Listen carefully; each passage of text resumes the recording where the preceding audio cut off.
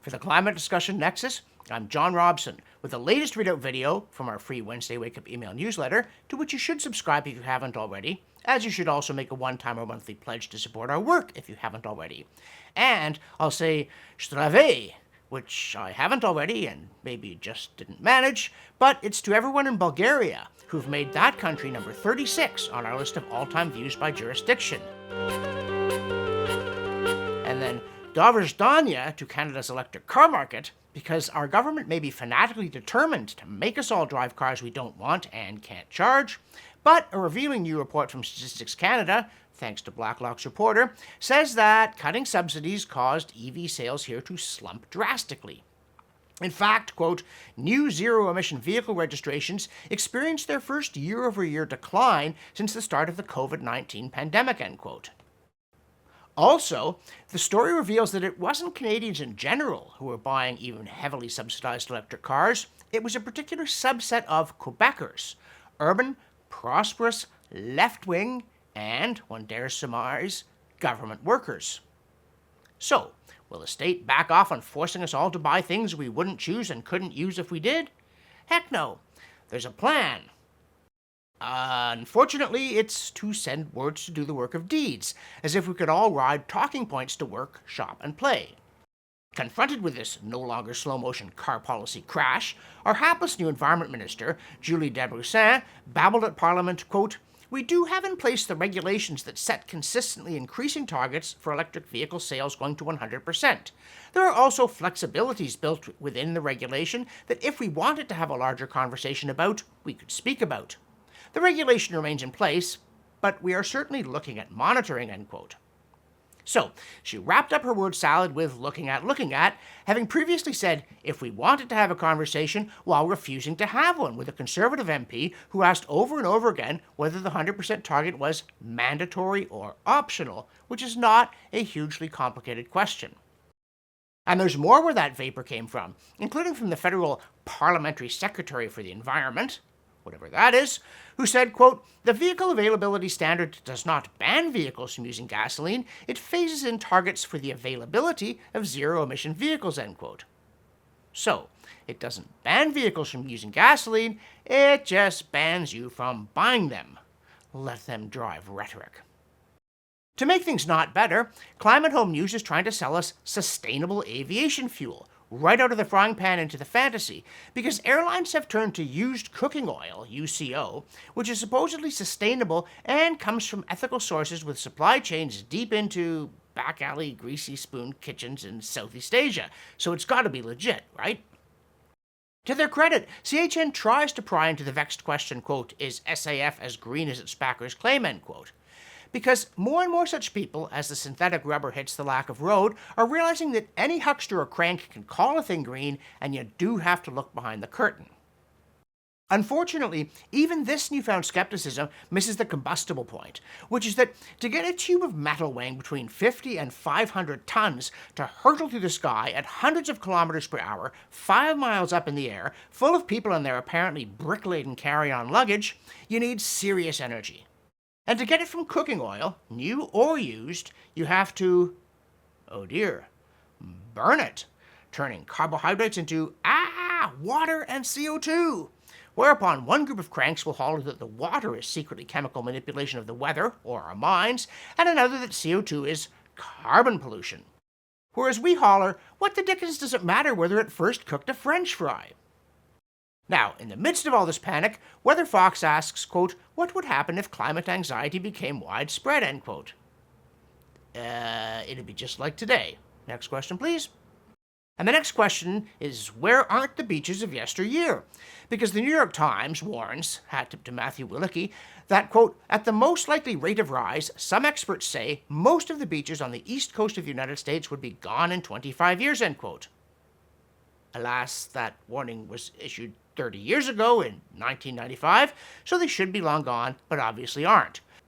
The Times also warned, quote, they are already disappearing at an average of 2 to 3 feet a year, end quote. Wrong again. And another thing, an alert viewer or reader reminds us that in the dark days when the Conservatives ruled Canada and ate the climate, Dark Lord Stephen Harper, gave $200 million to green projects in BC, including the Hydrogen Highway. Oh, they have one of those? Well, no. Back in 2007, the idea was for 7 fueling stations, gleaming buses, and self-praise. Now 5 stations mostly gather dust, nobody can find the buses, and the project closed in 2011. Still, hydrogen has a bright future, and always will. Then, from the Unless It's Not file, the once venerable British Times bellows, quote, cities and towns across the UK face a future of scorching summer days and temperatures exceeding 45 Celsius thanks to climate change, according to the Met Office, end quote. It hardly seems helpful to respond that warming isn't thanks to climate change, it is climate change, when this scenario is irresistible clickbait, but also intolerably absurd, as is the journalistic practice of going mental over a study and not linking to it. At 2 times? Though, funnily enough, while we were looking for it online, we did find an item in Weather about how Britain has never again had a May heat wave like the one in 1944? Climate ate my D-Day, what? And another thing, as it is at the end, so it was at ye beginning. At least according to CNN, which says, quote, scientists look back in time to find the first signs of human-caused global warming. It's far earlier than previously thought, end quote. So much for settled science, you may sneer, though we beat you to it. But computer simulations supposedly, quote, found a clear signal of human-caused climate change was likely discernible with high confidence as early as 1885, end quote, before the dreaded internal combustion engine cars. So, not actual data from 1885. No, nor actual logic from 2025. Because if the tiny amounts of CO2 that humans were adding 140 years ago could really make a measurable difference, then clearly the climate sensitivity to CO2, aka ECS, is so high that the planet should by now be a kiln. And so naturally the researchers issued a clarion call for more research money.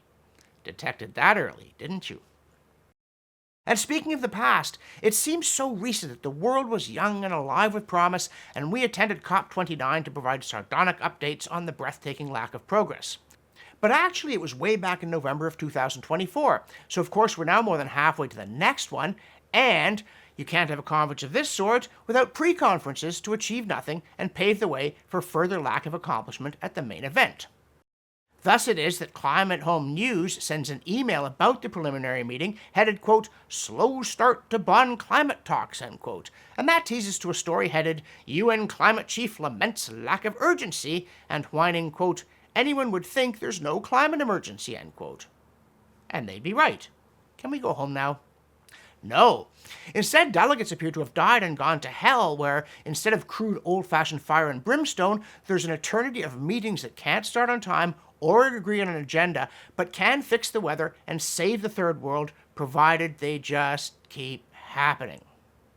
Meanwhile, old Carbon River, that old Carbon River, it must do something and it must be bad. It must be bad, and of course, it's all our fault. Thus, quote, rivers around the world are leaking ancient carbon back into the atmosphere, end quote, and, quote, the finding has taken scientists by surprise and suggests human activities are damaging the natural landscape far more than first thought, end quote. Or not, because as Charles Rotter writes on What's Up With That, it instead deals a body blow to an idea that he too had long accepted. Quote, the long-standing assumption that carbon isotope ratios, 13C and 14C, provide unambiguous proof that the rise in atmospheric CO2 is almost entirely anthropogenic, end quote.